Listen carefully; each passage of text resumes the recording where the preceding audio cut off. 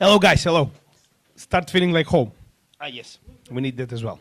So, so far we've been doing some technical, let's say, presentations. I think you're gonna like this one as well, because this is the one that is actually, how can I say, explaining why the cycle of Bitcoin itself is quite predictable, first of all, and it's something that anybody in the finance and economy world is something, how can I say, of a dream come true.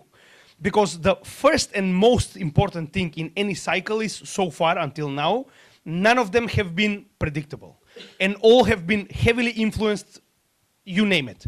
Macroeconomic things, geopolitics, anything that you can find in the world can literally influence the cycle to be longer, shorter, higher or lower. So one thing that I want to explain today is that the cycle itself of Bitcoin, the halving cycle, is something that makes it predictable, at least until now. And it has been proven in the last 4 practically halvings. Now, we're going to start practically from explaining what's a Bitcoin cycle, what's the Bitcoin reward. I can imagine most of you know. Let's see how many people from here are investing in crypto. Okay, so half and half. Okay, this is new. Interesting. So there is plenty of people that can maybe learn something today. The other ones, I know that you know these things. But let's go with the statistics. As you know, I never go explaining something that is not already proven on a chart or with certain statistics to back it up. That way you're gonna see that what I'm talking about is actually so. Now, the first thing that you can see here is how Bitcoin practically works. This is the proof of work consensus, which is quite simple for the ones that are constantly in crypto, obviously. For the other ones, we're gonna explain it just in a very, very basic way. Now, any transaction between 2 individuals, doesn't matter if it's a company or a person, is always started with the initiation, right? You're sending practically Bitcoin to somebody else's address. Now, this is taken over by the miners, which are putting this in a block. And this block, obviously, whoever manages to solve the puzzle, this is the algorithmic puzzle of the current block, will get the reward, right? So this is how practically the proof of work consensus works. Once this puzzle is solved, whoever is the miner that managed to solve the puzzle will be the one that will write the new block.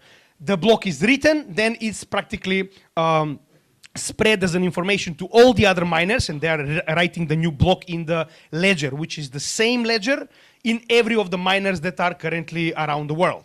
And with this, practically, you have finished the transaction, and from person A to person B, you have transferred the Bitcoin, and all the miners have written this transaction, among other transactions, in one of the blocks of the blockchain of Bitcoin. Now, I know it's very simple what I explained. I can imagine there is some errors that I've explained as well, but the idea is just for you to get how it functions in general.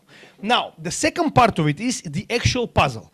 Now, this is an algorithmic puzzle that gets harder as more miners join the network, and not so hard, let's say, if somebody leaves the network. So it kind of balances out, right? To make it more fair, let's say, for the best performing machines to solve the actual puzzle.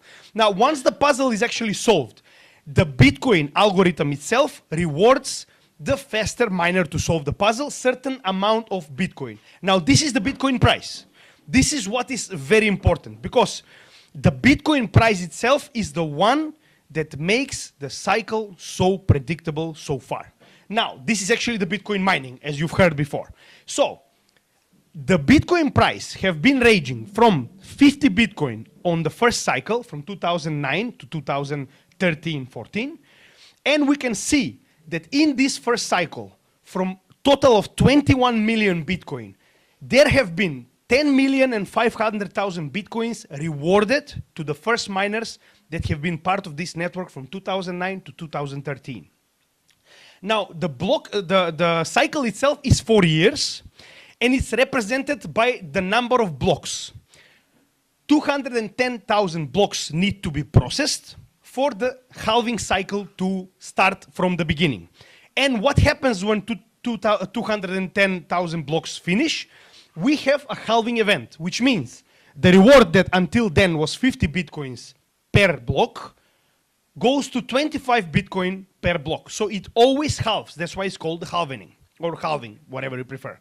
Now, why is this so important? We can see, first of all, that the scarcity of this, let's say, economical wonder is getting smaller and smaller and smaller. With that, we can see that the reward gets smaller as well. So every 4 years, from 50 to 25 to 12.5 in 2016 to 6.25 in 2020 and to 3.125 now with the last halving of April 2024. So until now, we can see that a total of almost 20 million Bitcoins are already mined and on the market. So we can see that the scarcity is getting less and less. So practically we're literally coming to the point where only the last 1 million Bitcoin needs to be mined. But when you say it like this, you're saying, so this should be shortly over, right? Not so much. Why?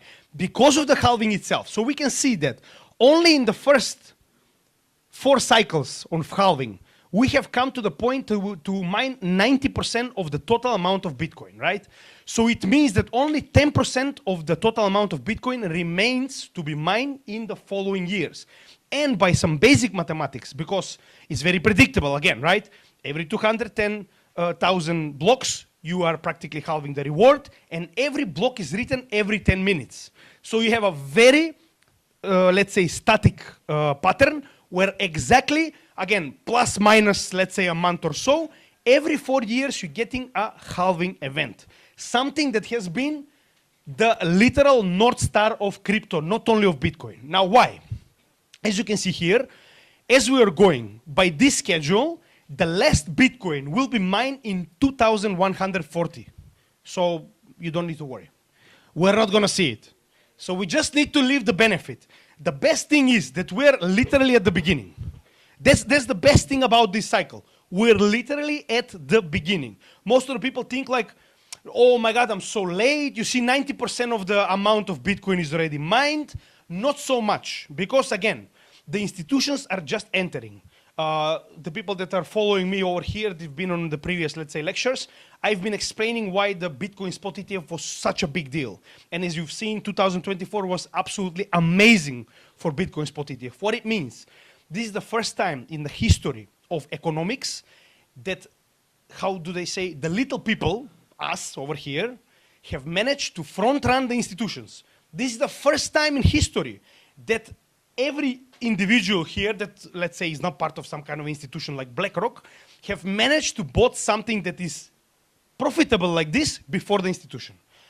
You name it before, gold, oil, everything was first bought by the institutions, and then when the basic profit and the most of the profit has been taken out of this, let's say, economical good, it has been allowed for any other individual to actually enter this. And usually they're using us like an exit liquidity. This is the first time that we are front running the institutions. Just we need to play smart about it. Now, the second thing we can see, that as we are actually coming to the point to have 90 or 92% of the total amount of Bitcoin already mined, what we can see, this is the inflation.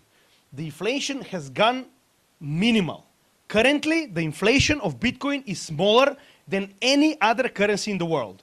But any, we are less than 1%. Now, this is how the current inflation chart goes, because it's very easy, very predictable. Again, you cannot predict inflation of a currency. Why? Because it's constantly manipulated, first by the central bank, second by the geopolitical and economic events that are connected to this kind of economy where the currency is being used. Unlike that, Bitcoin, you can predict it very easy, because every halving is practically getting the percentage of inflation lower and lower and lower. We are currently to the point that we are 0.86%, so not even 1%. In the same time, when the central banks are taking at least 2%, and they're saying 2% is the best we can do. So every year they're taking 2% of your money. The money that you're currently keeping in a bank account or in investment, they're inflating it 2% every year, and they're telling you this is normal. That's the sad thing about it, but we're not going to go into that part because we're going to need another hour. But the important part is that unlike that, and we're going to show an example for that obviously, we can see that the inflation of Bitcoin will be going down and down and down every halving event, because there is less Bitcoin to go around and because the reward is halved in half. So every time we have a halving, every 4 years, less Bitcoin to be mined, less inflation. So it means less amount of Bitcoin is coming on the market. Now regarding the cycle, this is something that is literally, again, mind-boggling. If you ask any economy professor, or let's say there is a lot of people that are working on financial institutions, etc., they have never met anything predictable like Bitcoin. This is the best part about it. Why? This is my personal chart that I'm using for my channel. Now, if you see here, the yellow lines are the actual halving events, right? So I know it's a bit small, I'm sorry about that, but you're gonna get the point, it's very easy. Now, every halving is written, as we can see here, with the red mark. That's the first red mark, which is the actual bottom of the cycle, right? So, we can see that from every bottom so far, we have had the actual same results every cycle regarding the three main, let's say, points of a cycle. That's the bottom, the top, and the halving itself. So, from every bottom, as you can see here, the halving have always come 18 months later, 1.5 years. Again, this plus minus 1 month, obviously, but look at this. The first bottom, this is in 2015. That's the bottom of the first actual cycle of Bitcoin that started in 2009. The first cycle itself is very unpredictable because we had a very big amount of Bitcoin that was put on the market. So the actual counting of the cycle itself starts from 2013 top onwards. So we can see that the first bottom until the second bottom has been exactly 47 months, which is one cycle of Bitcoin. 47 to 48 months is actually 4 years or 210,000 blocks. The second to third bottom, the actual bottom of the price of Bitcoin, again, exactly 47 months. I don't think I need one.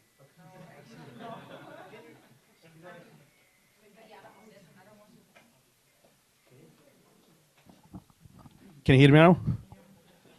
I'm yelling so much I didn't even realize. Good.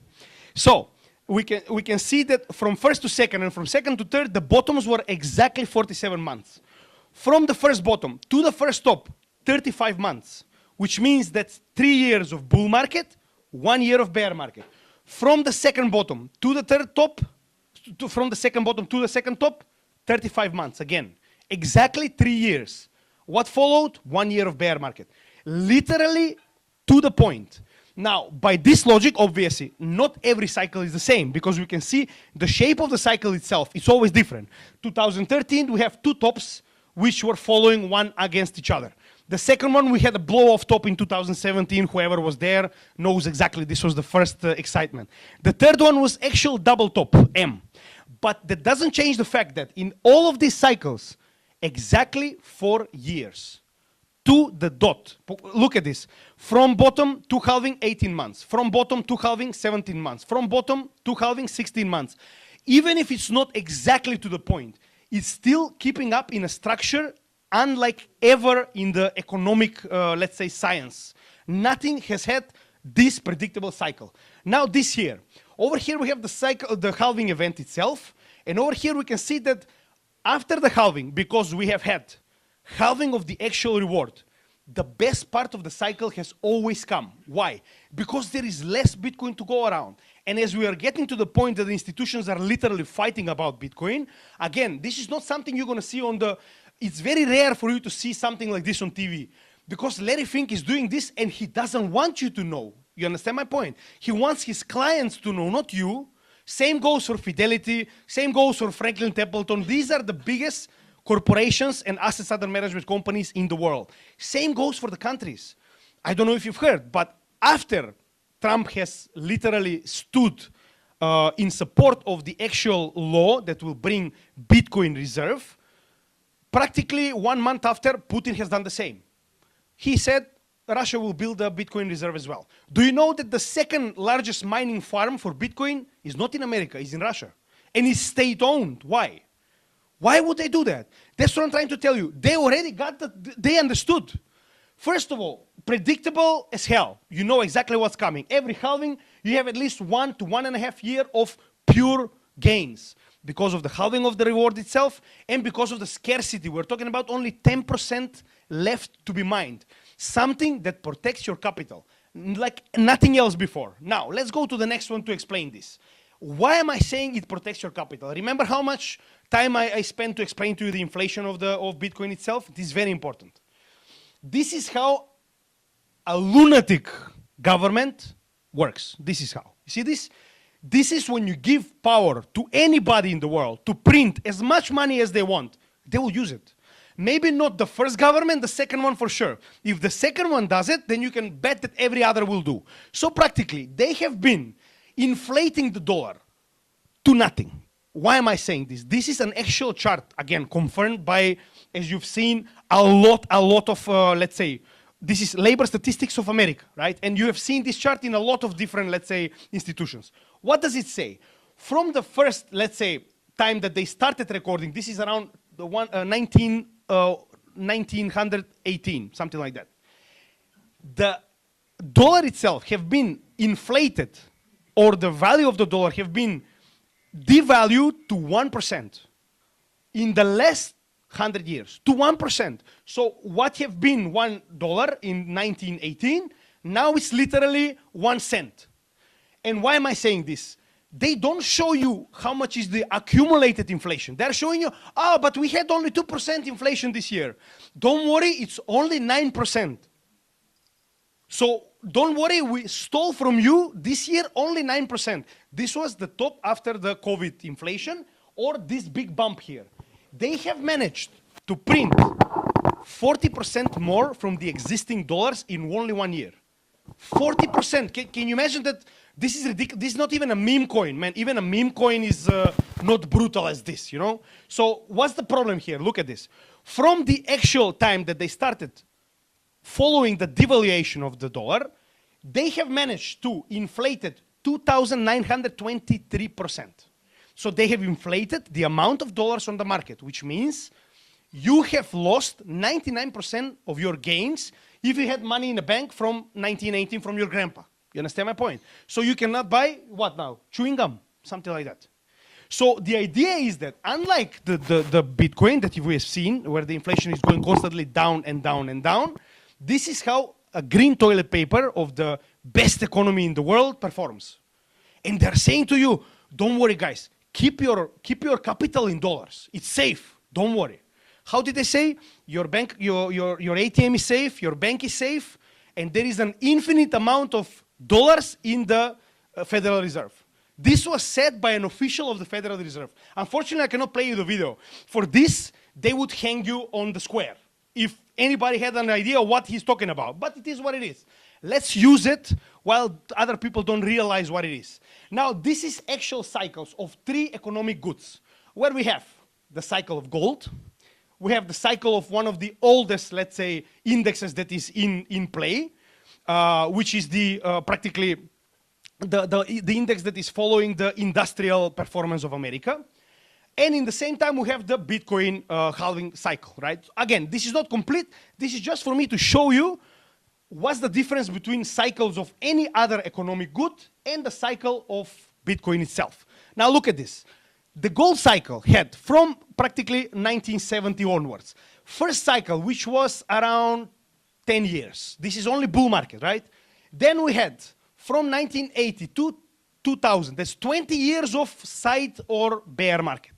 Then we had another second gold cycle, which started in 2000, ended in 2014. 14 years, right? So this is highly unpredictable. The second one, 2014, it had literally 10 years until it corrected to finally get into a potential third cycle, which we don't know if it's going to happen. Why?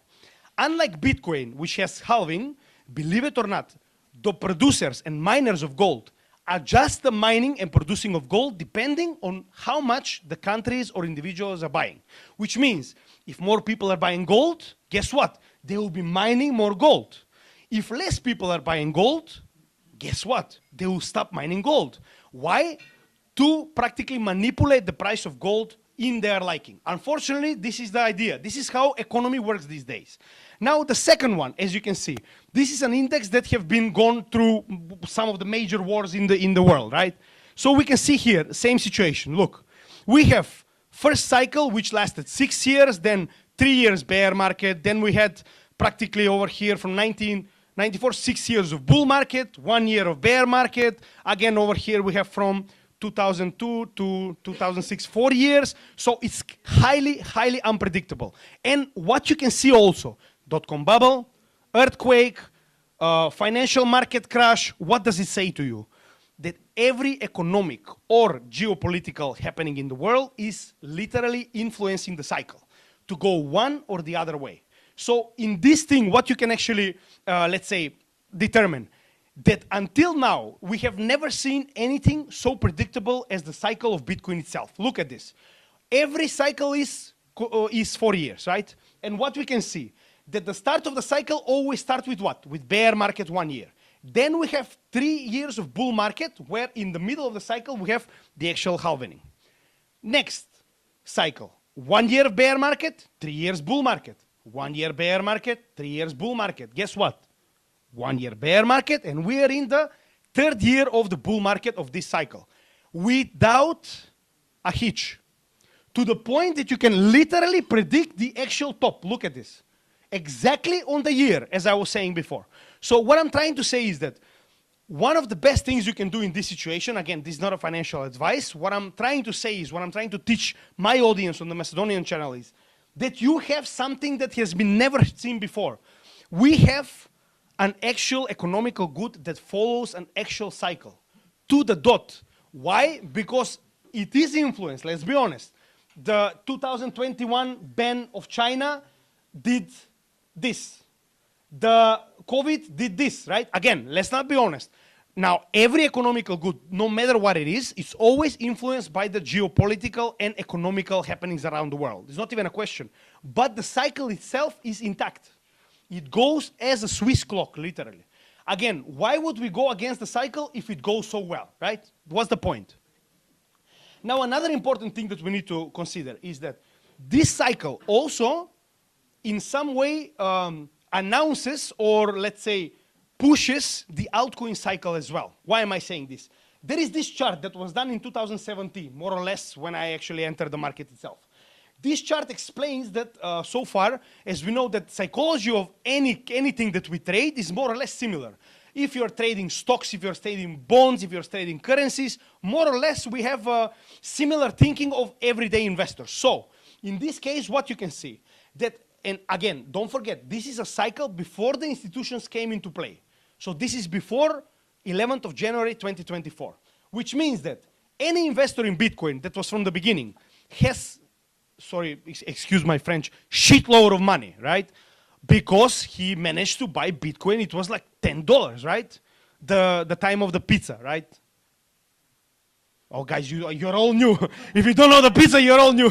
But anyway, the idea is that you could have bought Bitcoin at a very low price. So what is actually the idea itself? If you know that the cycle is predictable and you know that this is more or less the top of the cycle, guess what? You can quadruple what you've made. Why?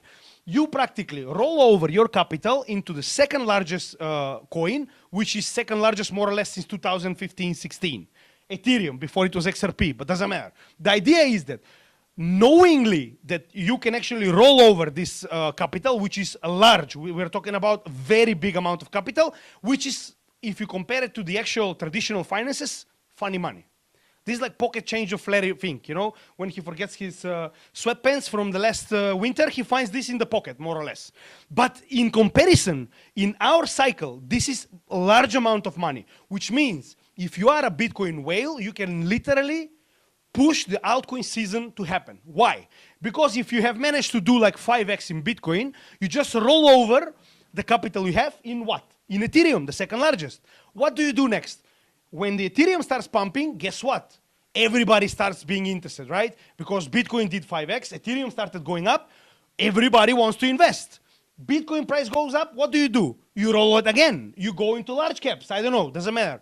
Cardano, you have different ones now. It was different in 2017, but there is a lot of large caps. The idea is that the Bitcoin whales are the ones doing the altcoin season until now. We will see how it's going to be with the institutions. This is a different story. Until now, never seen. So we need to see this first cycle, how it's going to look like. The idea is, look at this.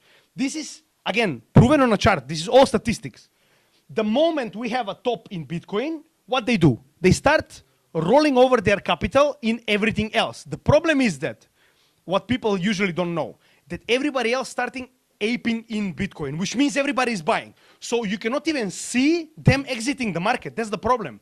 Usually these big whales, they're exiting the market when everybody is entering. And that's why the Bitcoin price usually even starts going up.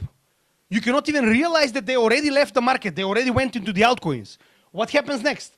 We can see that this is over here, chart where you can see the dominance of Bitcoin. This is how much capital is in Bitcoin and how much capital is in the altcoins. That's the yellow graph. Every 8 months after the halving, again, look at this. If this is not good statistics, I don't know what is. Every 8 months after the halving, we have exquisite taking out profits, and we can see a lot of the dominance of Bitcoin going down. What happens? The dominance of the altcoins goes up, which means we have a transfer of capital from Bitcoin to altcoins. Same situation. 2020 bull market, exactly 8 months into the cycle after the halving. What happened? Same situation. Bitcoin will start selling, going into altcoins. We have what? Altcoin season. Guess where we are right now? We're on the 8 month or 9 month from the halving. What did we see? Literally one red candle or start of the pattern. Again, I am not saying that this is exactly how it's going to be constantly, but why go against the trend? And what do we see? A big amount of cash coming into the altcoins. So tell me, is this magic or what? This is the only predictable economical cycle of anything I've seen so far. And trust me, I've been looking. And as we can see, this is practically the symbols of how more or less goes the dominance, because dominance of Bitcoin is one of the main charts we're following to know are we or are we not in an altcoin season.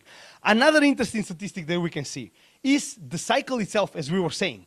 The second phase of the cycle is practically the last year and a half of this 3-year cycle. So over here, they divided it a little bit different.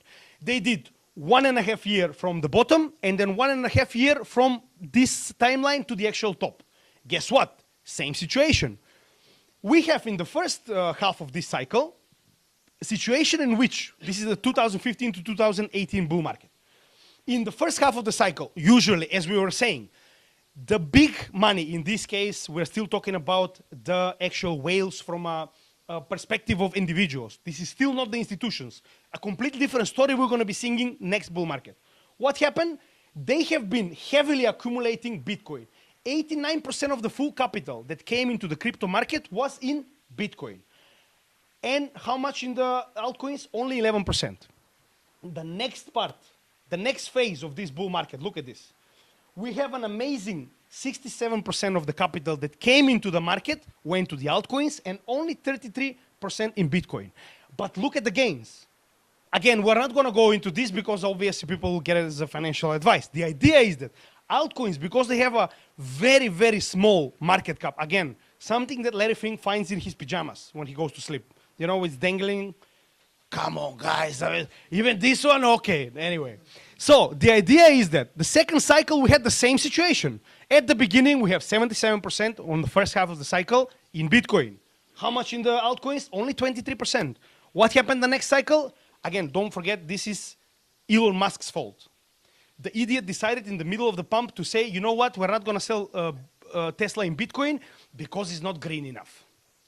Very good, Elon, very smart, my friend. And let's not forget that he was in the market as well. So he lost, literally sold at a loss.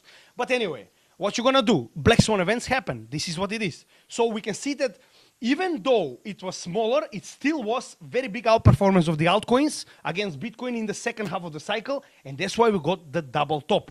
China ban, Elon Musk being an idiot, voila. And the third one, as we can see, it just started. We have finished this part until 2023. This was the actual start from the bottom to the first half of this cycle of 1.5 years. What happened? Same situation. 67% of the capital came into Bitcoin, 33% came into altcoins.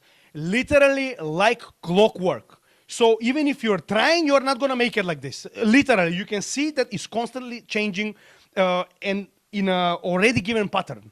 Because of what? Because of the halving. The halving is the actual main reason, the halving of the reward and the practically smaller amount of Bitcoin being pushed into the market. Automatically predicts the cycle to the point.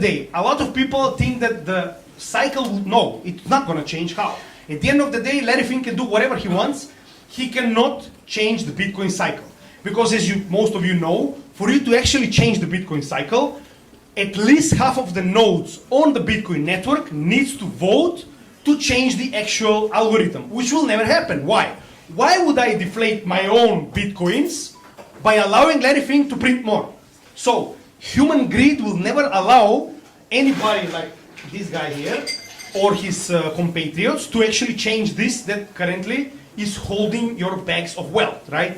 So hopefully they will not manage to do this, but generally this kind of a feeling of greed among people is one of the strongest feelings out there. So with this emotion, my friend, you cannot fight. So again, I think that the cycle will never change. The halving will be as we see every 4 years. But another thing that we need to consider is that these big amounts of money that are coming in the system, unlike before where we had the retail sector which is very easily scared. So when the time comes for a bear market, guess what? Everybody's selling, forget about it. I'll buy it when the time comes for the price to be low. Unlike them, this guy, he does not sell. He doesn't care if the price goes down. He starts buying again. So I think that currently we're in a cycle where Bitcoin finally reaches maturity. Why? Institutions. When institutional money come inside, they don't sell. Look at the prices of Apple, Tesla, etc., etc. Yes, they have corrections, but not 80% correction, right? Like we've seen in Bitcoin the last, let's say, 3 cycle. So I think that Bitcoin currently is going to be a lot more stable, and we'll see a lot less volatility, which means a lot better store of value, but a lot less profit. So I think this is going to be the big change that these guys bring into the game, but we will see together. So this is more or less everything. I think that more or less rounds it up. I can go for 3 more hours, trust me. But I'm just trying to explain to you generally about the cycle itself. Is it okay? We are a crypto native community that aims to learn and share knowledge together. Join us at Soho, The Strand, every Wednesday to dive into our questions section live.